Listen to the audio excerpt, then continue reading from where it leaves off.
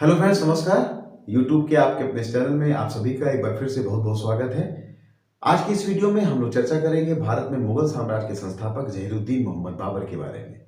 जहीरुद्दीन मोहम्मद बाबर ने भारत में मुगल साम्राज्य की स्थापना की थी और ये मुगल साम्राज्य 1858 ईस्वी तक भारत में शासन किया, जिसके अंतिम सम्राट जो थे वो बहादुर शाह जफर थे। जहीरुद्दीन मोहम्मद बाबर का जन्म 14 फरवरी 1483 को फरगना घाटी में हुआ था, जो वर्तमान में उज्बेकिस्तान में है। बाबर के पिता का नाम उमर शेख मिर्जा था, जो तैमूर वंश के थे। बाबर की मां चंगेज वंश की थी।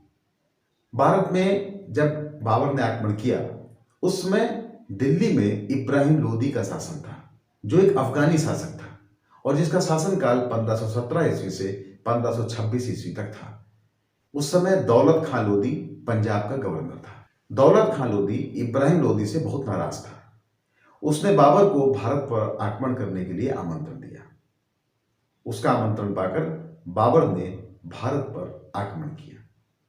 बाबर के पास एक सुसज्जित सेना थी, तोपखाना था और साथ साथ उसको अनेकों युद्ध लड़ने का अनुभव भी था।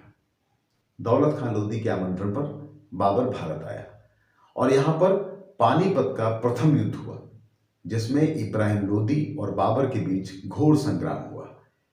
इब्राहिम लोदी के पास 1 लाख सैनिक थे, लेकिन बाबर के पास मात्र 12,000 सैनिक थे, जो कि उन्होंने अपनी बाबरनामा अपनी कृति में लिखा था। लेकिन ये 12,000 सैनिक बहुत ही प्रशिक्षित थे और साथ साथ बाबर के पास तोपखाना भी था। इसके साथ साथ बाबर के सैनिक जो थे वो प्रशिक्षित थे।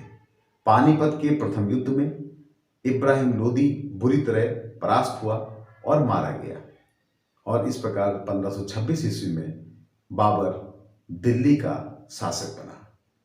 उसी समय उत्तर भारत में चित्तौड़ में राणा सांगा का शासन था। राणा सांगा दिल्ली में अफगानी शासकों को खत्म करना चाहते थे। इसलिए जब पानीपत के प्रथम युद्ध में इब्राहिम लोदी और बाबर की लड़ाई हो रही थी, उस समय राणा सांगा तटस्थ थे, क्योंकि वो ये चाहते थे कि किसी तरह से दिल्ली में अफगानी सत्ता खत्म हो जाए। और उनका ये भी मानना था कि बाबर पहले मोहम्मद गौरी की तरह भारत में आया है और यहां पर वो लूटपाट करके वापस चला जाएगा। लेकिन ऐसा नहीं हुआ। बाबर ने दिल्ली के बाद और भी जगह अपना शासन स्थापित करने का प्रयास शुरू कर दिया। ऐसी स्थिति में राणा सांगा हसन खान मेवाती और महमूद लोदी के साथ फतेहपुर सीकरी अपनी सेना लेकर के पहुंचे और वहां पर खानवा का युद्ध 1527 ईस्वी में हुआ, जब बाबर ने फतेहपुर सीकरी के पास खानवा नामक स्थान पर राणा सांगा के साथ युद्ध किया। खानवा के युद्ध में पहले राजपूतों ने डटकर मुकाबला किया, लेकिन बाबर के तोपखाने के आगे वो बहुत देर टिक नहीं पाए। इसके बाद बाबर ने 1527 में चंदेरी का युद्ध किया, जिसमें मेदिनी राय शासक थे, जिनके पास बाबर ने पहले संधि का प्रस्ताव भेजा। लेकिन जब वो संधि करने को तैयार नहीं हुए तो बाबर ने चंदेरी का युद्ध लड़ा और वहां पर मेदिनी राय की हार हुई। तो इस प्रकार से बाबर ने भारत में पानीपत का प्रथम युद्ध, खानवा का युद्ध और चंदेरी का युद्ध आदि लड़ा और इस प्रकार से भारत में बाबर ने मुगल साम्राज्य की स्थापना की। बाबर तुर्की भाषा का विद्वान था और उसने अपनी आत्मकथा बाबरनामा तुर्की में लिखी, जिसका बाद में फारसी में अनुवाद अब्दुल रहीम खान खाना के द्वारा किया गया था। तो इस प्रकार से बाबर ने भारत में मुगल साम्राज्य की स्थापना की और लगभग 4 वर्ष तक भारत पर राज्य किया। 48 वर्ष की आयु में 1530 को बाबर ने आगरा में अंतिम सांस ली।